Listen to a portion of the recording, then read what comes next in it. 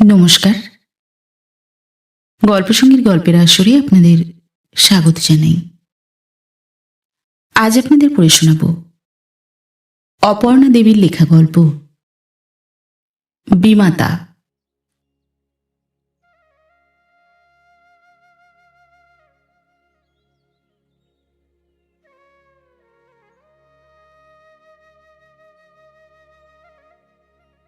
জানি না কোন পাপে তাহাকে হারাইলাম, না হইলে তিনি তো ফিরিয়া আসিয়াছিলেন, তবে আবার চলিয়া গেলেন কেন? হায়, মা হারাইয়াও মা তো পাইয়াছিলাম, কিন্তু রাখিতে পারিলাম কই। সে অনেক দিনের কথা। আজিও যখন তাহা মনে পড়ে, গা কেমন ছমছম করিয়া ওঠে। আমার যখন 8 বছর বয়স, আমার ভাই শঙ্কর তখন 6 বছরে। মা আমাদের দুটিকে রাখিয়া চলিয়া গেলেন। আমরা তখন ছেলে মানুষ, কিছুই বুঝিলাম না। সকলের কান্না দেখিয়া ডুকরাইয়া কাঁদিয়া উঠিলাম। শুধু বাড়ির বুড়ো ঝি আমাদের বুঝাইল যে আর মা আসিবেন না, আর আমরা দুষ্টামি করিলে বকিবেন না। আমরা কাঁদিলে বুকে করিয়া আদর করিবেন না, আর আমরা মাকে দেখিতে পাইব না। বুকটার ভিতর কেমন করিয়া উঠিল। শঙ্করের গলা জড়াইয়া কাঁদিয়া আকুল হইলাম। ভাবিলাম, কোথায় গেলেন, কেমন করিয়া গেলেন, আর যে ফিরিবেন না তা বিশ্বাস হইল না। কিন্তু হায়, মা আর ফিরিলেন না। দিনে অনেক বদল হয়, সবারই যা হয় আমাদেরও তাহাই হইল। বাবার ভালোবাসায়, ঠাকুরমার আদরে ও পিসিমার যত্নে আমরা যেন সব ভুলিতে লাগিলাম। মার অভাব বড় মনে পড়িত না। কেবল শঙ্কর যখন একদিন সন্ধ্যায় আমাকে জড়াইয়া ধরিয়া বলিত, দিদি, মা কোথায়? তখন কোনো উত্তর দিতে পারিতাম না, কাঁদিয়া ফেলিতাম। তারপর ঠাকুরমা জোর করিয়া বাবার বিবাহ দিলেন। সেদিন আমার বেশ মনে আছে। সেই সন্ধ্যাবেলা ঢাক ঢোল বাজিতেছে, সানাইয়ের সুর আকাশে ছড়াইয়া যাইতেছে। সন্ধ্যার আলো ও শাঁখের আওয়াজের সঙ্গে আমার নতুন মা আমাদের ঘরে আসিলেন। এমন শান্ত চেহারা দেখিলেই যেন তাহার কাছে থাকিতে ইচ্ছা করে। আগে কেন তাহাকে ভালো করিয়া বুঝিতে পারিলাম না? বুঝিলে বুঝিবা, এত বছর পরেও আমাকে এমন করিয়া প্রাণে প্রাণে এ স্মৃতি, এ কাহিনীকে বাঁধিয়া রাখিতে হইত না। কপালে যাহার যা না থাকে তা তাহাদের সহিবে কেন? নতুন মার সঙ্গে আমাদের খুব ভাব হইয়াছিল। আমরা তাহার আঁচল ধরিয়া মুখের পানে চাহিয়া চাহিয়া বেড়াইতাম। তিনি আমাদের কত আদর করিতেন, কত গল্প বলিতেন, কত পুতুল দিতেন, কিন্তু আমাদের কপালে তাহা সহিল না। বুড়ো ঝি ও পড়শিরা ঠাকুরমাকে বেশ করিয়া বুঝাইয়া দিল, মার কাছে আমাদের যেন যাইতে না দেওয়া হয়। বাবা, সৎমা কি কখনো আপনার হয়? ও মিটমিটে ডান, ছেলে খাবার রাক্ষস। ওই প্যারি দিদির বোন পোকে তার সৎমা বিষ দিয়ে মারলে সেও অমনি কত যত্ন আদর দেখাতো। পাড়ার রাঙা পিসি বলিল, ও দিদি, তুমি জানো না, ওই আমাদের তরিকে ভাতের ভেতর কিসের শেকর দিয়েছিল।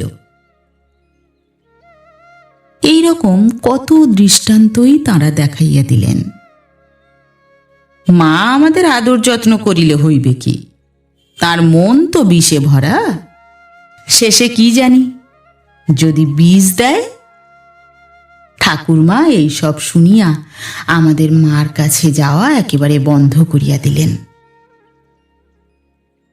প্রথম প্রথম আমাদের বড় মন কেমন করিত। মার কাছে যাইবার জন্য কান্নাকাটি করিতাম। তখন পিসিমা আমাদের বুঝাইলেন, পর কি কখনো আপনার হয়? ও তো তোমাদের মা নয়, ও নতুন নতুন বলে তাই অমন আদর করছে। এরপর কোন দিন শেষে কি কাণ্ড করবে তখন।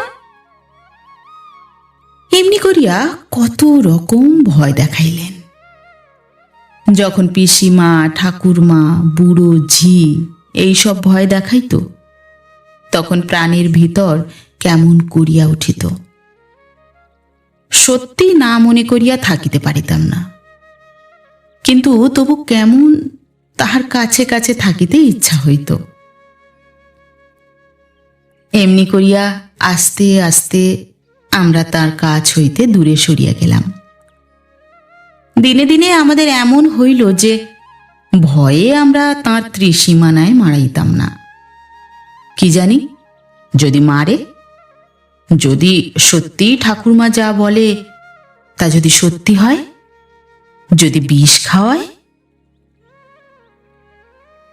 হায়, তার সেই ছল ছল দৃষ্টি আমি কখনো ভুলিব না। যেন চোরের মতো বেড়াইতেন, সর্বদাই যেন কি চুরি করিয়া মহা অপরাধী হইয়াছেন, সদাই যেন ধরা পড়িবার ভয়। আমাদের সঙ্গে লুকাইয়া কথা বলিতে কত চেষ্টা করিতেন, কত আদর করিতেন। দুর্ভাগা আমরা তখন তাহা বুঝি নাই। তিনি যখনই আমাদের কাছে আসিতেন, অমনি আমরা ঠাকুরমাকে বলিয়া দিতাম। ঠাকুরমা ঝংকার করিয়া উঠিতেন, রাক্ষসী ডাইনি। মা ঘরের কোণে মুখ লুকাইয়া কাঁদিতেন। একদিন শঙ্কর ও আমি সিঁড়ির ধারে খেলা করিতেছিলাম। হঠাৎ শঙ্কর আমাকে দৌড়িয়া ধরিতে গিয়া পড়িয়া গেল। মা তখন বারান্দায় বসিয়া পান সাজিতেছিলেন।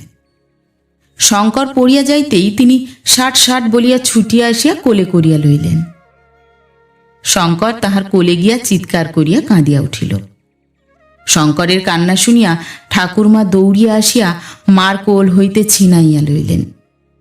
মাকে মুখ ঝামটা দিয়া বলিলেন, বউ, না হয় আছোই সৎমা, তাই বলে কি দুধের ছেলের উপর একটু মায়া হয় না? ইচ্ছে করে ধাক্কা দিয়ে ফেলে দিলে, আবার এখন লোক দেখানো শোয়াক করা হচ্ছে। ফের যদি তুমি ওদের সামনে এসো তবে ভালো হবে না বলছি। আহা, দাদুর আমার কপালটা একেবারে গেছে। ও মা, এমন ডাইনি ঘরে এনেছিলাম গো। মা চুপ করিয়া রহিলেন। তাহার চোখ দিয়া ঝরঝর করিয়া জল পড়িতে লাগিল। মা কাঁদিতে কাঁদিতে নিজের ঘরে গেলেন। রাঙা পিসি সেইখানে দাঁড়াইয়াছিলেন। মার এই কান্না দেখিয়া বলিলেন, ও মা, আবার কান্না হচ্ছে? সতীন পুতের জন্য দরদ তো কত। ওরে আমার দরদি রে, বলে বেয়ানের মার আদরে সে যে পাটিতে না ধরে, কালে কালে কতই দেখব।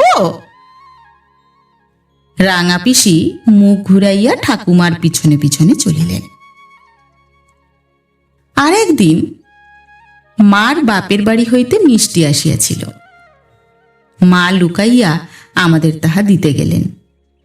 মিষ্টির লোভে আর তার কাছে যাইতে একটুও দেরি করিলাম না। তিনি আমাদের হাতে দুটি সন্দেশ সবে তুলিয়া দিয়াছেন। আমরাও যেমনি তা মুখে দিতে যাইব, অমনি কোথা হইতে বামা দাসী আসিয়া বলিলেন, বউ ঠাকুরন, বড় যে সন্দেশ দিচ্ছ, আমি এখনই ঠাকুরনকে বলে দিচ্ছি।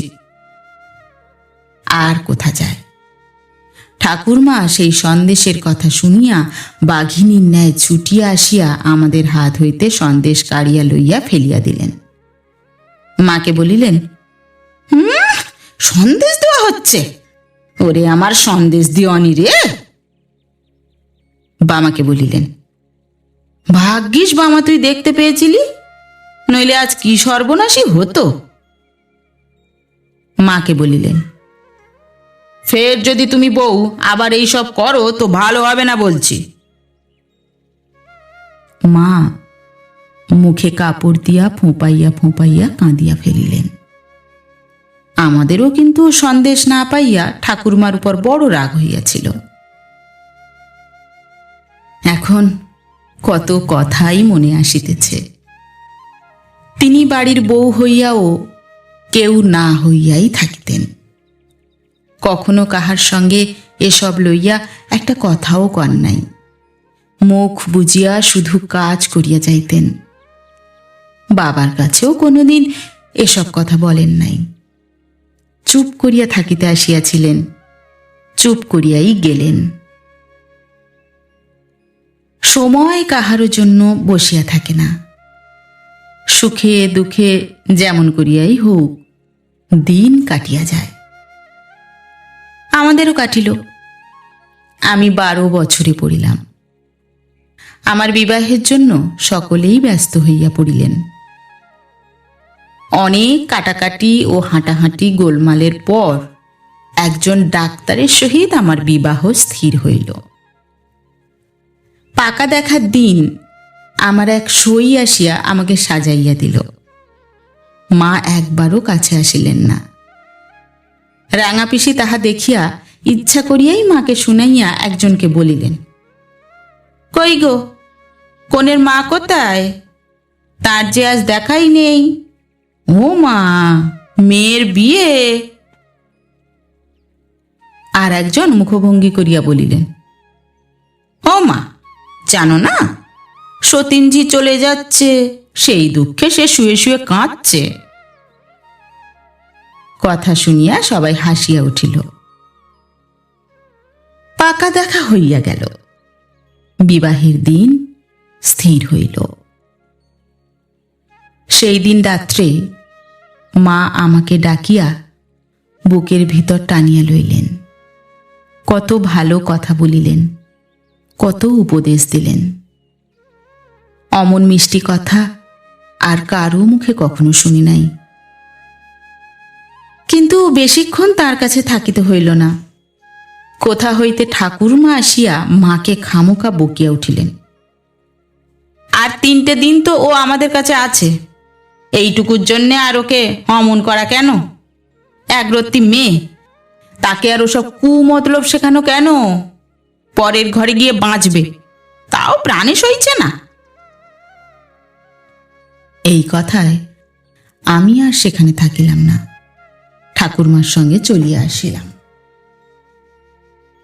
তারপর যথা সময়ে গায়ে হলুদ হইয়া গেল।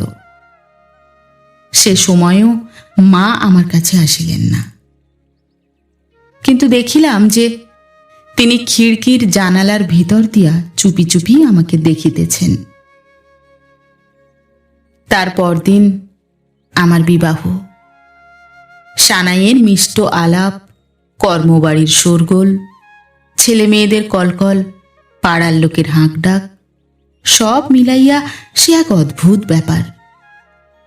সন্ধ্যার পর যখন আমাকে সাজাইয়া তুলিল, লগ্নের তখন অনেক দেরি। রাঙা পিসি, পাড়ার মেয়েরা আর সবাই গহনা দেখিবার জন্য আমাকে ঘিরিয়া বসিলেন। কে কোনটা দিয়াছে এইসব জিজ্ঞাসা করিতে লাগিলেন। ঠাকুরমা সব দেখাইয়া বলিয়া দিতেছিলেন। হঠাৎ একজন বলিল, কনের মা কি দিল গো? ঠাকুরমা মুখখানা বাঁকাইয়া বলিলেন, সে আবার কি দেবে? রাঙা পিসি বলিলেন, সত্যিই তো। আহা, আজ যদি ওদের মা বেঁচে থাকতো। মা নেই বলে তো। বাছারা আমার বেঁচে আছে, এই ঢের। 60 ওরা আমার বেঁচে পড়তে থাকুক, শ্বশুর ঘর আলু করুক। শ্রী আচারের সময় মা আসিলেন। দেখিলাম কাঁদিয়া তাহার চোখ লাল হইয়াছে। তিনি কান্না চাপিতে পারিতেছেন না। পরদিন সকালে আমি শ্বশুর বাড়ি চলিলাম। আমাকে দেখিবার জন্য যে যেখানে ছিল সকলেই আসিল। যাইবার সময় মা আসিয়া আমাকে বুকের মধ্যে টানিয়া লইয়া হোঁপাইয়া কাঁদিয়া উঠিলেন। রাঙাপিসি বলিয়া উঠিলেন, শুভযাত্রার সময় আর চোখের জল ফেলে অমঙ্গল করো কেন? মা উঠিলেন। গাড়িতে উঠিবার সময় তিনি আমার হাতে একটি ছোট্ট টিনের বাক্স দিলেন।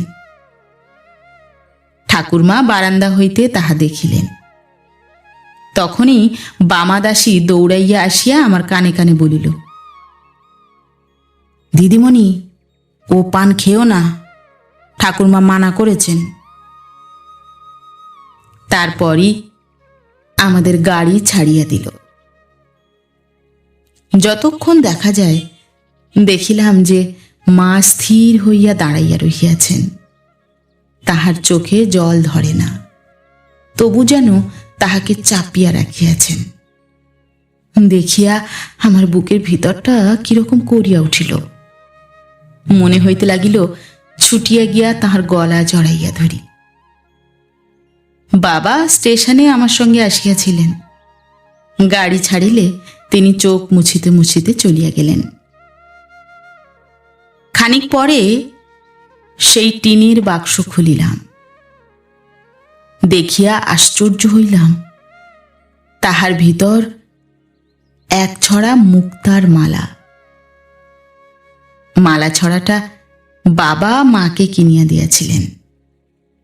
সকলের সামনে না দিয়া কেন যে তিনি চুপি চুপি দিলেন তা তখন বুঝি নাই, এখন বুঝিতে পারিয়াছি। তারপর অনেক দিন বাপের বাড়ি যাওয়া হইয়া উঠে নাই। বাবা আসিয়া মাঝে মাঝে দেখিয়া যাইতেন। একদিন সকালে উঠিয়া শাশুড়ির সঙ্গে তরকারি কুটিতেছিলাম। উনি সেখানে আসিলেন। তাহার হাতে একখানা টেলিগ্রাম। আমি তাড়াতাড়ি মাথায় ঘোমটা টানিয়া দিলাম। উনি মাকে বারান্দায় ডাকিয়া লইয়া কি বলিলেন। আমার বুকটা যেন কেমন ধড়াস ধড়াস করিতে লাগিল। কারো তো কিছু হয়নি। মা ফিরিয়া আসিয়া বলিলেন, বৌমা, বেয়াই তার করেছেন। তোমার ভাইয়ের বড্ড বাড়াবাড়ি ব্যামো, তোমায় যেতে হবে। সেদিন রাত্রেই ওর সঙ্গে আসিলাম। শঙ্করকে দেখিয়া শিহরিয়া উঠিলাম। তাকে যেন চেনা যায় না। বিছানার সঙ্গে লাগিয়া গিয়াছে। বিছানার কাছে বসিয়া তাহার কপালে হাত দিয়া দেখিলাম তাহার গা যেন পুড়িয়া যাইতেছে। তাহাকে ডাকিলাম, শঙ্কর। শঙ্কর একবার ধীরে ধীরে চোখ মেলিয়া আমার মুখের দিকে চাহিয়া আবার তখনই চোখ বুজিল। রাঙাপিসি কাছে বসিয়া বাতাস করিতেছিলেন। তিনি বলিলেন, তুমি তো খুব রক্ষা পেয়েছ। এখন ওই রাক্ষসীর চোখ পড়েছে এর উপর। কি যে হবে জানি নে মা। মা কালী করুন এখন ভালো হয়ে ওঠে, তবে তো। রাক্ষসীটি যে কে তার বুঝিতে বাকি রইল না। শুনিয়া আমারও যত রাগ পড়িল সেই রাক্ষসীর উপর। মনে হইল ভালো করিয়া গোটা কত কড়া কথা শুনাইয়া দিয়া আসি। মার ঘরের দিকে চলিলাম। যাইবার সময় আঁচলটা পায়ে বাঁধিয়া পড়িয়া গেলাম। ঘরে গিয়া দেখিলাম সেখানে নাই। সকল জায়গায় খুঁজিলাম। বাকি রইল ঠাকুর বাড়ি। বাড়ির ভিতরে পুকুরের সামনে নারিকেল গাছ ঘেরা মন্দির, সেইখানে খুঁজিতে চলিলাম। মন্দিরের কাছে আসিয়া দেখি দরজা ভেজানো। একবার মনে হইল রাক্ষসী আমার ভাইয়ের মন্দ করিতে আসে নাই তো। শুনিতে পাইলাম কি যেন বিড়বিড় করিয়া বলিতেছে। তখন আর কোনো সন্দেহই রহিল না, রাক্ষসী নিশ্চয়ই আমার ভাইয়ের মন্দ করিতে আসিয়াছে। কথাগুলো একবার ভালো করিয়া শুনিবার জন্য দরজায় কান পাতিয়া দম বন্ধ করিয়া শুনিতে লাগিলাম। দরজার ফাঁক দিয়া দেখিলাম যে মা হাঁটু গাড়িয়া গলায় কাপড় দিয়া হাত জোর করিয়া বলিতেছেন, মা, আমার খোকাকে ভালো করে দাও মা, আমি বুক চিরে রক্ত দেব। আর দাঁড়াইতে পারিলাম না, দেওয়াল ধরিয়া বসিয়া পড়িলাম। মাথার ভিতর কেমন করিতে লাগিল, এই কিনা রাক্ষসী। আমার কান্না আসিতে লাগিল। এতদিন পরে যে মাকে চিনিতে পারিলাম বলিয়া কি জানি কার উদ্দেশ্যে মাথা সেই দরজার চৌকাঠে আপনি নুইয়া পড়িল। ধীরে ধীরে সেখান হইতে উঠিয়া শঙ্করের কাছে আসিয়া পড়িলাম। প্রাণের ভিতর হইতে কে যেন বলিল, হবে হবে, ভালো হবে। কানে কেবলই বাজিতে লাগিল, ভালো করে দাও মা, বুক চিরে রক্ত দেব। আশ্চর্য, তারপর হইতেই শঙ্কর ভালো হইয়া উঠিতে লাগিল। মা তাহাকে দেখিতে একবারও ঘরের মধ্যে আসিতেন না। বাহির হইতে দেখিয়া আবার আস্তে আস্তে চলিয়া যাইতেন। ক্রমে শঙ্কর সারিয়া উঠিল। ঠাকুরমা আজের পূজা কাল তার পূজা দিতে লাগিলেন। আমি বুঝিলাম যে এ পূজা সত্যি কার। ক্রমে 6 মাস পরে শঙ্কর একেবারে ভালো হইয়া উঠিল। ঠাকুরমা সেদিন তাহার আরোগ্য উপলক্ষে কাঙালি খাওয়াইতেছিলেন। আমরা তখন খুব ব্যস্ত ছিলাম। হঠাৎ আমার কানে সেই কথা বাজিয়া উঠিল, ভালো করে দাও মা, বুক চিরে রক্ত দেব। তাই তো, কি করিয়াছি এতক্ষণ মনে হয় নাই কেন? ছুটিয়া মন্দিরে গেলাম। গিয়া দেখিলাম ছিন্ন লতিকার ন্যায় মা আমার সিংহবাহিনীর পদতলে চির নিদ্রায় নিদ্রিতা। পার্শ্বের ছোট একটি বাটিতে ভরা রক্ত।